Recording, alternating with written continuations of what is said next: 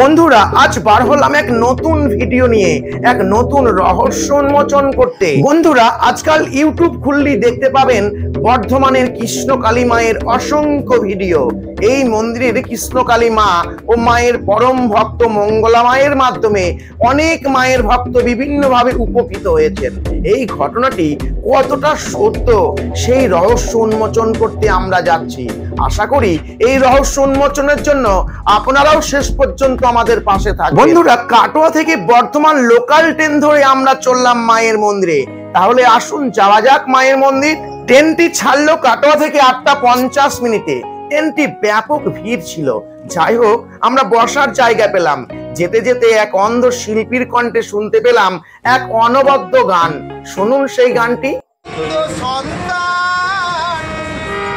তোমাদের চরণে জাহানাই আমি মায়ের অন্ধ সন্তান, তোমাদের চরণে জানাই প্রণাম। তো দেখুন, চোখ দেখে মনে হয় ভালো, তো দৃষ্টিশক্তি নেই, তাই এই গান ছাড়া অন্য কিছু কর্ম করতে পারি না। আপনাদের দয়ার উপরে নির্ভর, কিছু সাহায্যে হাত বাড়াবেন। জানি না কোন পাপে আমি অন্ধ হলাম, বাংলা মায়ের মাটির সুরে গাইতে পারি গান।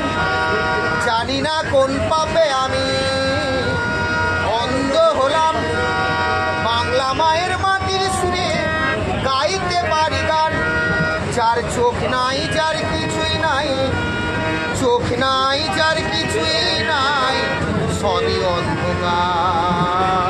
ঘড়িতে সময় তখন সকাল 10টা 10। আমরা পৌঁছে গেলাম বর্ধমান স্টেশনে।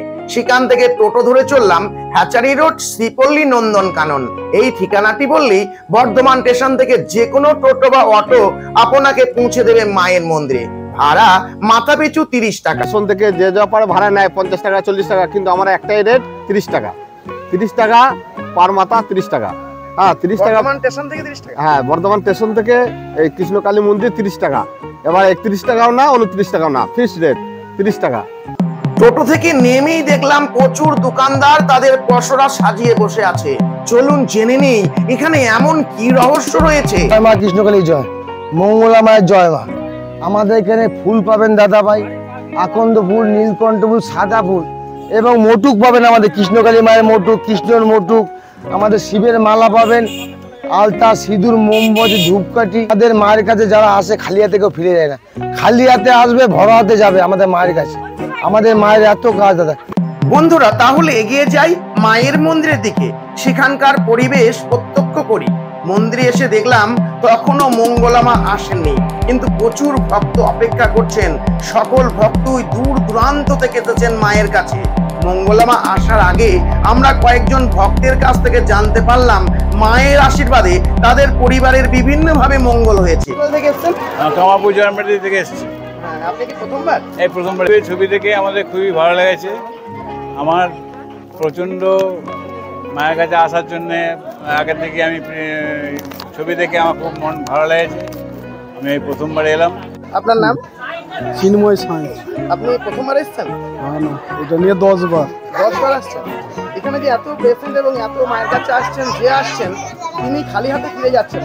এই মায়ের একটা মাহাত্ম্য আছে, যদি কিছু বলেন। আপনি কি উপকার পেয়েছেন মায়ের কাছ থেকে? আমি অনেক কিছু উপকারী পেয়েছি, আর্থিক দিক থেকে, তারপর গ্যাস অম্বল, বহু রকমই উপকার পেয়েছি। আচ্ছা, আপনার নাম? আমার নাম স্নেহা ঘোষ, সবাই এখানে আমাকে গুড্ডি মা বলে ডাকে। আচ্ছা, এই মঙ্গলা মায়ের কাছে আসলে কি কি বারে আসবেন? উনি কি কি বারে বসেন? মানে কি কি বারে? উনি সব বারেই বসেন, শুধুমাত্র সোমবার বাদে, কারণ এত ভক্ত আছে তো ওনারও তো রেস্টের প্রয়োজন। এত কথা বলেন, এনার্জি লস হয়, তা ওই জন্য সোমবারটা শুধু বন্ধ থাকে। বাকি সব দিনই ভক্ত আসেন। অনেক দূর দূর দেশ থেকে আসেন ভক্ত, অরুণাচল প্রদেশ, গ্যাংটক, সিমলা, আরও বহু দূর থেকে, লন্ডন, আমেরিকা, অনেক দূর থেকে। আর ওনারা নাম জপ করে উপকার পেয়েছেন, ওই জন্য ওনারা আসেন। এসে অনেক কিছু বলেনও, আমাদের শুনতেও ভালো লাগে। অনেক দূর থেকে আসে, এখানে কোনো ঘর ভাড়ার ব্যবস্থা পাওয়া যায়? হ্যাঁ, ঘর ভাড়ার ব্যবস্থা পাওয়া যায়, খুব কম সম করে ঘর ভাড়া দেওয়া হয়। যারা বেশি ঘর ভাড়া নেন তাদেরকে আমরা বলেও দিয়েছি যে কম সম করে ঘর ভাড়া নিতে, কারণ অনেক গরিব দুঃখীরাও আছে, তাদের সামর্থ্য থাকে না ঘর ভাড়া দেওয়ার মতো, সেই রকম সামর্থ্য থাকে না, ওই জন্য কম সম করে ঘর ভাড়া দেওয়া হয়। বন্ধুরা এর কিছুক্ষণ পরেই মঙ্গলামা আসলেন, যার জন্য সকল ভক্ত এতক্ষণ ধরে অপেক্ষা করেছিলেন। বন্ধুরা এবার দেখি মঙ্গলামা ভক্তদের কি বললেন, তাহলে শুনুন।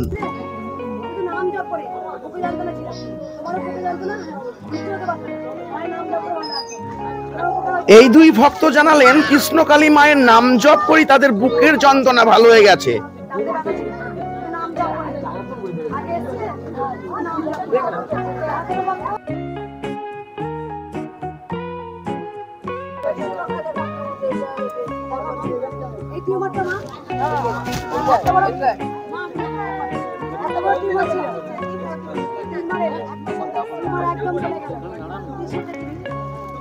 এই ব্যক্তির পিঠে একটি বড় টিউমার হয়েছিল, কিন্তু কৃষ্ণকালী মায়ের নাম জপ করে সেই টিউমার সম্পূর্ণভাবে নির্মূল হয়ে গেছে। ইনি বললেন কৃষ্ণকালী মায়ের কাছে মানসিক করার পর তার ছেলে রেলের চাকরি পেয়েছে। এইভাবে অসংখ্য ভক্ত মঙ্গলা মায়ের কাছে তাদের মনের কথা বললেন, যে তারা বিভিন্নভাবে মঙ্গলা মা এবং কৃষ্ণকালী মায়ের কাছে উপকৃত হয়েছেন। কিন্তু ভিডিওটি বড় হওয়ার জন্য আমরা চ্যানেলে আর বেশি দেখাতে পারলাম না, ক্ষমা করবেন। বন্ধুরা একবার ঘুরে আসতেই পারেন কৃষ্ণকালী মায়ের মন্দির থেকে। সন্তান মায়ের কাছে যাবে, এতে তো কোনো বাধা নেই। যাই হোক, মনের দিক থেকে হলেও খুবই শান্তি পাবেন এই মায়ের মন্দিরে। বন্ধুরা ভিডিওটি ভালো লাগলে অবশ্যই একটি লাইক ও কমেন্ট করবেন, কারণ আপনাদের লাইক এবং কমেন্ট আমাদের আরো নতুন ভিডিও তৈরি করার অনুপ্রেরণা যোগাবে। মায়ের আশীর্বাদ পেতে সকলে বলুন জয় কৃষ্ণকালী মায়ের জয়।